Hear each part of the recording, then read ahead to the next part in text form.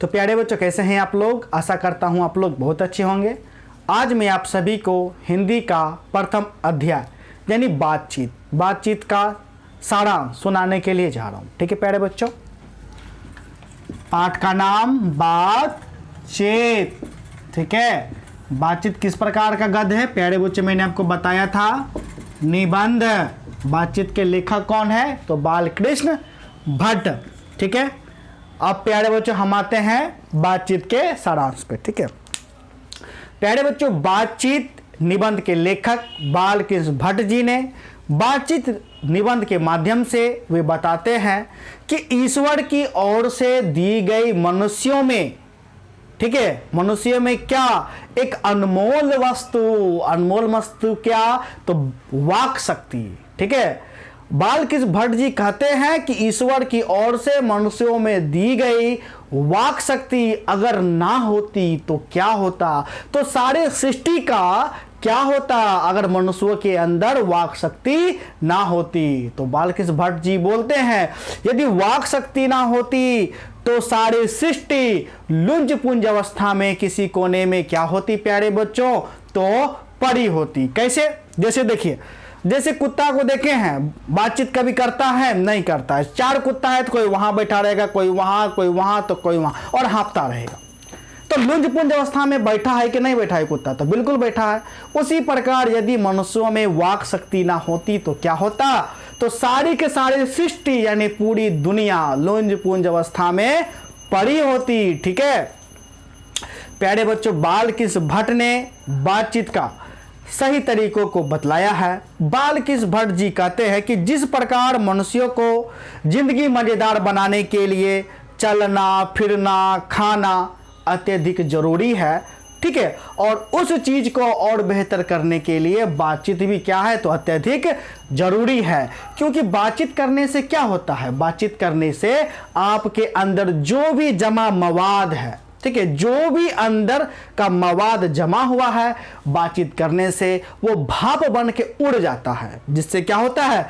जिससे चित्त हल्का और स्वच्छ हो जाता है। चित्त मतलब मन, जिससे चित्त हल्का और स्वच्छ हो जाता है। ठीक है प्यारे बच्चों, बालकृष्ण भट्ट जी बताते हैं कि बातचीत करने से ही, ठीक है, बातचीत करने से ही मनुष्यों का साक्षात्कार होता है। इसी क्रम में बेन जॉनसन, कौन प्यारे बच्चों? तो बेन जॉनसन का कहना है कि बातचीत से ही, ठीक है, बातचीत से ही यानी बातचीत करने से ही मनुष्य का गुण दोष का पता चलता है। किसका पता चलता है प्यारे बच्चों? गुण दोष का। ठीक है, इसलिए प्यारे बच्चों सच है, जब तक मनुष्य बोलता नहीं तब तक उसका गुण दोष पता चलता है? पता नहीं चलता है। अब बताइए कैसे? मैं आज आपको एग्जांपल दूं। देखिए एग्जांपल देते हैं। मान के चलिए कि मैं प्रत्येक दिन ट्रेन से पटना जाता हूं। कहां जाता हूं? पटना जाता हूं। और जब भी मैं ट्रेन का इंतजार करता हूं तो एक लड़का को देखता हूं। एक लड़का बहुत शरीफ हमको नजर आता है। देखने से लगता है कि यह लड़का बहुत अच्छा होगा और मेरा मन करता है कि इससे मैं बात करूं। महीना बीत गया, 2 महीना बाद हम ऊपर से जाकर के इसको टोके, क्या भाई कैसे हो, क्या हाल है तुम्हारा? यह लड़का बोलता है तुमसे मतलब।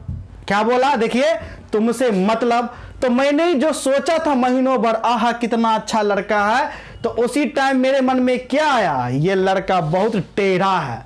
क्या है? तो टेढ़ा है। तो क्या बच्चों पता चला? हम इससे बात किए तभी ना पता चला कि यह टेढ़ा है। यदि यह बोलता हाँ भाई मैं बहुत अच्छा हूं, आप बताइए कैसे हैं, मैं आपको प्रत्येक दिन देखा करता, मेरा भी मन करता था आपसे बात करने के लिए, तो हम क्या समझते? ओहो हो, ये तो और बेहतर से और बेहतर है। यानी जितना हम सोचे थे उससे ये और बेहतर है। इसलिए प्यारे बच्चों सच है। क्या सच है? जब तक मनुष्य बोलता नहीं तब तक उसका गुण दोष का पता नहीं चलता है। ठीक है प्यारे बच्चों, प्यारे बच्चों बातचीत का एक खास बात यह भी है, जिसे बातचीत करने का लत लग जाए वह खाना पीना सब छोड़ देता है, सब भूल जाता है, यानी घंटों बात कर रहा है इस क्रम में, खाना पीना, यहाँ तक कि खाना खाना तक भूल जाता है। ठीक है प्यारे बच्चों, इसी संदर्भ में बालकृष्ण भट्ट जी बातचीत के अनेक भेद या यूं कहिए तो प्रकार बताए हैं। जैसे बालकृष्ण भट्ट जी कहते हैं, दो बूढ़ों की बात, किसकी बात? दो बूढ़ों की बात पुराने जमाने की खास करके होती है। कौन जमाने की? तो पुराने जमाने की, जिसमें से, ठीक है, जिसमें से 10 झूठ और 6 ही बात सच होता है। यानी कि जितना रामायण कहेगा उसमें से 10 झूठ और 6 क्या होगा? तो 6 ही सच होगा। ठीक है, जबकि दो बूढ़ियों की बात, यानी जो बूढ़ी जो होती है उसकी बात, वह किस प्रकार का बात करती है? तो वह ज्यादातर अपनी बहू बेटी का शिकायत करती है, चुगली करती है। खास करके क्या करती है? तो शिकायत करना, चुगली करना ही उसका बात होता है। ठीक है प्यारे बच्चों, जबकि दो बच्चों की बात, जो छोटा छोटा बच्चा होता है वह किस संदर्भ में बात करते हैं? तो वह ज्यादातर खेल संबंध में बात करते हैं। और जबकि दो सखियों की बात, सखियों की बात करना क्या प्यारे बच्चों? दो सखियों की बात का बात ही कुछ अलग है, बात ही क्या है? निराला है, यानी उसका जो बात है वह कभी बात खत्म होने का नाम ही नहीं लेता है। नाम कभी लेता है? आप देखिएगा, जो दो सखी होगी खास करके लड़की, उसका बात ही नहीं खत्म होगा, एकदम घंटों बीत गए, एकदम मगन है बात करने में। ठीक है प्यारे बच्चों, बातचीत के संदर्भ में बालकृष्ण भट्ट जी बताते हैं कि यूरोप के लोगों में बातचीत करने का हुनर है। क्या है? हुनर है, जिसे आर्ट ऑफ कन्वर्सेशन कहते हैं। ठीक है, जिसे क्या कहते हैं? आर्ट ऑफ कन्वर्सेशन कहते हैं। वे लोग इस तरह बात करते हैं जिससे कानों से यदि आप सुनिएगा तो कान को एकदम सुख मिलेगा। क्या मिलेगा? सुख मिलेगा। आप कहिएगा आहा क्या मेरे बारे में बोलता है, आपको इतना ज्यादा क्या लगेगा? तो प्यारे बच्चों सुख लगेगा। ठीक है, इसी बीच बालकृष्ण भट्ट जी बताते हैं, एडिशन का कहना है कि यदि जरूरत से ज्यादा, जो एकदम जरूरी जो बात होता है, कौन सा जरूरी वाला बात, वह जो जरूरी बात है वह सिर्फ और सिर्फ दो व्यक्तियों के बीच में ही हो सकता है। कितने व्यक्तियों के बीच में? 2 व्यक्तियों के ही बीच में। ठीक है, बात हो सकता है। आप ही देखिएगा, जो जरूरी वाला बात होगा एकदम, जैसे जो जिगरी दोस्त, सिर्फ वही बात है, अपने ही जिगरी दोस्त को बताएगा, एकदम जोड़ी वाला बात।